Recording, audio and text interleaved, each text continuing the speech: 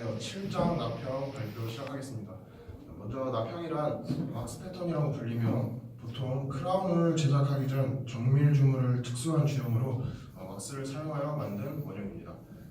치아의 생리적인 형태와 기능에서는 이상적인 크라운 앤 브릿지를 제작함에 있어서 저작과 건강 그리고 그 조직 간의 기능적 조화를 유지시켜 주어야 하고 이를 위해 치아의 생리적 형태와 그 기능 및 대합 치아의 교합 관계를 알아야 합니다. 그러므로 크라운 앤 브릿지를 제작함에 있어서는 먼저 액시얼 컨터, 그리고 엠브레저, 마지널 릿지, 컨택의 형태, 크기 및 위치, 상하 교합면 형태, 상하 치근 관계, 하악골의 기능 운동과 상하 교합 관계를 기술하여야 합니다. 모든 치아는 일단 먼저 측면에 최대 풍용구가 있고 이를 중심으로 상하 좌우로 망곡을 이루고 있습니다. 협선면을 먼저 보시면 전치부에는 모든 전체 설면 최대 풍용구는 치점 3분의 1 부위에 위치하고 있고 상하 구치부는 모두 치점 3분의 1 부위에 마찬가지로 위치하고 있습니다. 하악 구치부에서는 현면의 최대 풍용구는 3분의 1 부위에 위치하나 설측에서는 중앙 3분의 1 부위에 위치하고 있습니다. 그리고 치아의 망곡도는 개치 및 치아간에 따라 다르며 때로는 서비컬 릿지가 그 치간의 최대 풍용구와 일치하고 이들을 모두 다음과 같은 기능을 갖고 있습니다. 첫 번째 기능으로는 음식물 저작 시에 직접적으로 음식물에 의한 손상을 막음으로써 치은을 보호하고 치은의 자연적 메시지로 티슈톤을 유지시키는 역할을 합니다.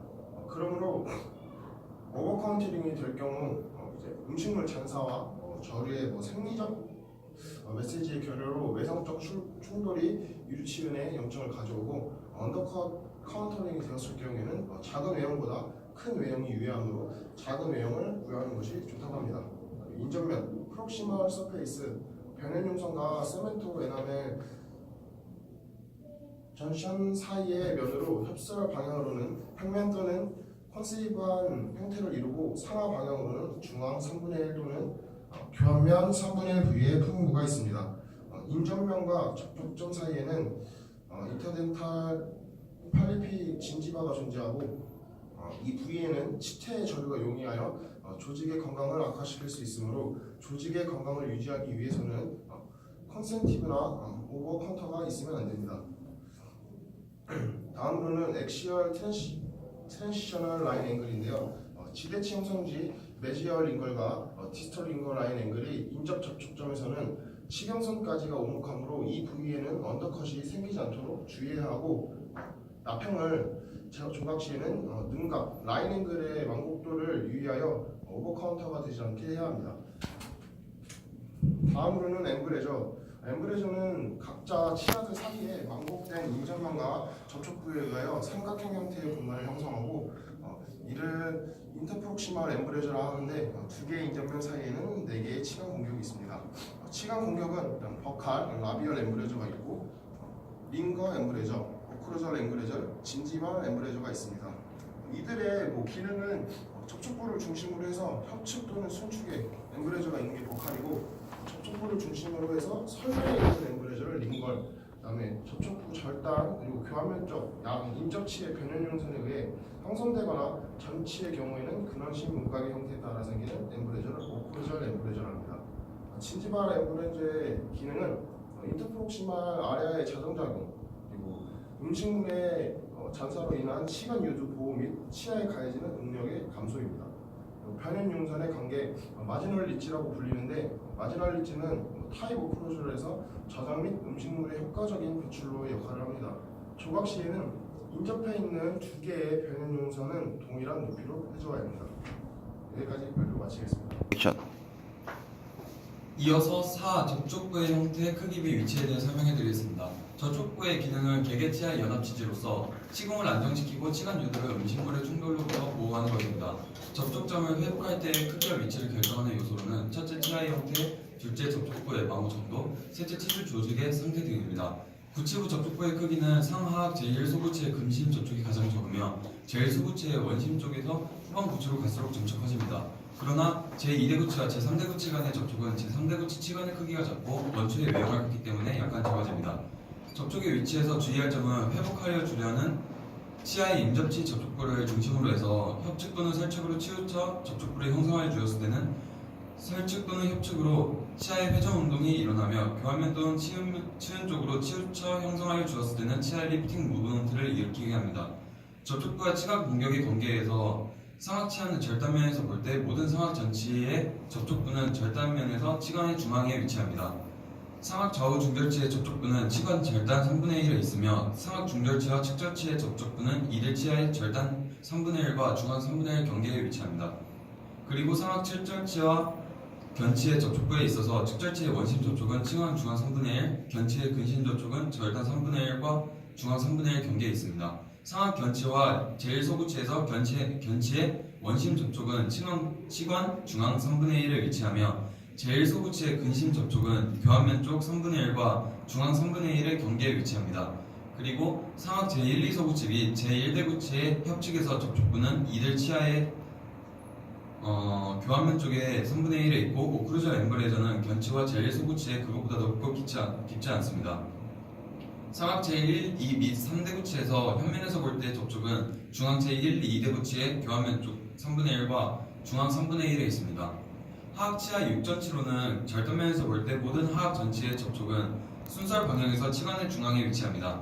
하악 견치와 제1소구치의 현면에서 보면 긴 원심 절단 경사를 갖고 있는 견치의 원심 접촉부는 치관의 중앙 3분의 1에 위치하고 하악 제1, 2소구치와 1대구치의 현면에서 보면 이들 치아의 접촉부는 제1소구치의 근심에서보다도 좀 더 높은 곳에 위치합니다. 이때에는 대개 치관의 교환면 쪽 3분의 1이 존재하며 다른 구치부 사이에서 보다 더 크게 갈라지는 진지벌 엠브레이저를 이루며 교환면 쪽에서 보면 접촉부는 제1소구치 원심에서 제2대구치로 갈수록 점진적으로 더 넓어지는데 이걸 보고 가로로 긴 나눠형 형태로 되어 있다고 알 수 있습니다. 제1, 2, 3대구치의 접촉부는 치관의 중앙과 교합 3분의 1의 경계부에 위치하며 진지벌 엠브레이저가 오클루전 엠브레이저보다 더 크고 더 확실하지만 소구치들 사이의 엠브레이저만큼 넓거나 명확하지는 못합니다. 이제 다섯 번째 상하악 치아의 교환면 형태에서 치아의 작업면은 모든 방향으로 둥글게 만곡된 선상의 융선과 어떤 경사각을 갖고 있는 교두비 깊고 좁은 V자형의 발육구 또는 보조구 등을 나타냅니다. 발육구는 음식물의 배출로가 되고 교환면의 삼각 융선과 함께 섬유성 음식물을 잘 부술 수 있게 하며 이들의 구는 하악골 운동 시에 융선이나 교두정의 활주로의 기능을 합니다. 6. 상하악 치궁의 관계에서 상하악 치궁은 대치정의 망곡을 형성하는데 상하악 치궁의 망곡은 하악 치궁의 망곡보다 약간 큽니다. 7. 하악골의 기능 운동과 상하악 치아의 교합 관계에서는 시상 운동 평평상의 치궁의 망곡과 견치에서부터 대구치까지 각각 치아들의 근심 경사를 이루는 것은 물론 개개치아 치은의 망곡은 교합업에 잘 적응할 수 있는 개개치아의 치아 장축을 이어줄 뿐만 아니라 악궁을 안정시키는 데도 중요한 역할을 합니다. 하악 부치는 내측 경사되어 있으므로 합측 교도가 설측 교도보다 높이 위치하여 전두 운동 평면의 측방 보상성 망곡을 이룹니다. 감사합니다. 나평 제작 시의 고려사항을 발표하겠습니다. 나평이란 앞으로 만들 주주 치관 보철의 원형을 일레의 왁스로 제한한 것을 말합니다. 나평의 제작법에는 직접법, 간접 직접법 및 간접법이 있는데 직접법은 형성된 지대치에서 직접 나평을 체득하는 방법으로 체어 타임이 길어지나 정확한 것이 장점이고 간접 직접법은 모형상에서 낙평을 만든 다음 이것을 형성된 지대치에서 다시 시적 수정하는 것을 말합니다. 간접법은 환자 구강 상태와 똑같은 모형을 교합기에 올려 여기서 낙평을 체득하는 방법을 말하는데 이 방법의 장점으로는 체어 타임이 짧고 보기 쉽고 다루기 쉬우며 실패할 경우 재제작이 용이할 뿐만 아니라 연맛이 편리하고 보철물의 적합도 및 교합 검사가 용이한 점이 있습니다. 반면에 단점으로는 인상제 또는 모형제 등을 사용하는 데 있어서 시간과 경비가 많이 들며 여러 단계의 제작 과정 중에서 재료의 수축, 팽창 등으로 인한 치수 변화가 크고 조작 과정이 복잡하여 기술상 실수가 발생되는 점이 있습니다.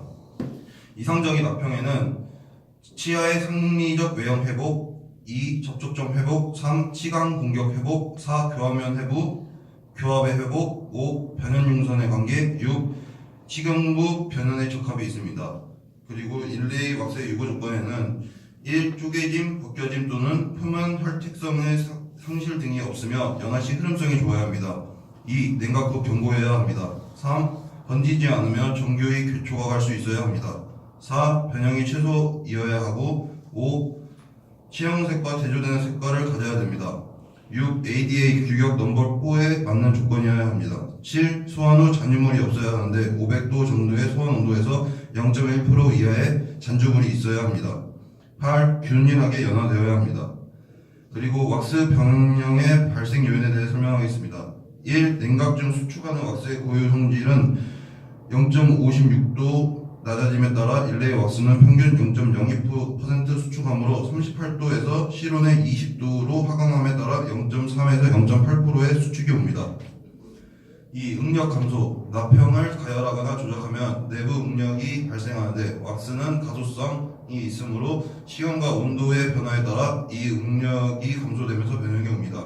3. 납형 제거. 납형 제거 시 언더컷이 있거나 치아 장축에 평행하게 제거하지 않을 경우에 변형이 옵니다. 4. 납형을 부분적으로 재용융시키거나 교환면 인기를 여여 팔링 상태로 할 경우에도 변형이 옵니다. 왁스 치그 시 주의점을 설명하겠습니다. 120도 F 정도의 관열에서 균일하게 가열합니다. 그리고 ADA 규격 넘버 4에 맞는 왁스를 사용합니다. 납형 분리 시 치아 장축에 평행하게 분리해야 합니다. 4. 납형 분리 후 온도의 변화와 외부의 힘을 배제하고 단시간 내에 매몰해야 합니다. 5. 납형에 동일한 압력 또는 압박을 가해야 합니다. 6. 왁스의 구조와 조성을 정확히 해야 합니다. 7. 납형 매몰 시 매몰제를 혼합할 때 물의 온도는 시로수를 사용해야 합니다. 8. 납형 조각 방법의 종류. 1. 용납 형성법이 있고 2. 가압 형성법이 있습니다. 납형 제작 과정의 개요에 대해 설명하겠습니다. 첫 번째는 피니싱 라인 확인 및 표시. 두 번째는 C형의 언더컷 메우기. 세 번째는 다이스페이서 도표. 4. 분리제 도포. 5. 인터널 왁스 빌드업. 6. 축면 외양 조각. 7. 1차 변형부 다듬기. 8. 1차 납형의 제거. 9. C형의 분리제 대도포. 10. 교환면 조각. 11. 축면 외양의 완성. 12. 변형부 완성. 10. 납형이 갖추어야 할 조건은 1. 반영부 적합도가 우수해야 하고 2. 생리적인 축면 외양과 정확한 시간 공격을 부여해야 합니다. 3. 적절한 접촉점을 부여해야 합니다. 4. 조화를 이루는 교환면 형태 및 교합 관계를 부여해야 합니다. 5. 주름이나 결손이 없는 완벽한 내면을 부여해야 합니다. 6. 핀이나 흠이 없는 활택한 외면을 부여해야 합니다. 7. 긁힌 자국이 없는 굴을 부여해야 합니다. 8. 자연치와의 유사성을 재현해야 합니다. FGP 테크니크에 의한 제작법에 대해 설명하겠습니다. 일단 정의는 기능적인 활주 운동로를 구강 내에서 왁스면 위에 인기하고 이것을 가이드로 해서 교환면 형태를 형성하는 방법입니다. 방법에는 첫 번째, 악의 운동을 계측하고 그 기록을 기초로 하여 조절성이 높은 교합기에 운동로를 주는 방법. 두 번째는 환자 자신의 구강을 교합기로 하여 저작 기능을 할 때 활주 운동로를 직접 인기하는 방법이 있습니다. 특징에는 복잡한 교합기나 페이스보호 등을 전혀 필요로 하지 않으며 그 환자 고유의 운동로가 지대치 교환면에 정확히 재현되기 때문에 간편하고 시력 시 환자의 체어 타임이 짧으며 정확도가 매우 높은 임상적인 방법입니다. 단점에는 대합치의 교합이 정확해야 합니다. FGP를 행하기 위한 조건은 4가지가 있는데 첫 번째로 FGP 테이블이 확실히 고정되어야 한다. 두 번째는 대합치의 교환면이 있어야 한다. 아운동이 가능해야 하고 마지막으로는 아운동 시에 상악 간의 거리가 적당히 보존된 상태여야 합니다. FGP의 테크니크의 스텝에는 삭제된 치아 위에 사각형의 왁스를 올리고 작업측 편심 위에서 교두의 경로를 기록하고 비작업측 편심 위에서 교두의 경로를 기록합니다. 전방 경로를 기록해준 다음 펑셔널 트레이싱 위에 마운팅 스톤을 발라주어 펑셔널 코어를 만듭니다. 스톤이 경화될 동안 트레이를 제 위치에 잡고 있습니다. 모형을 디락 트레이 내에 웹 스톤에 놓습니다. 수분물을 조절하여 펑셔널 코어와 잘 적합하게 합니다. 이상 5조 발표 마치겠습니다. 감사합니다.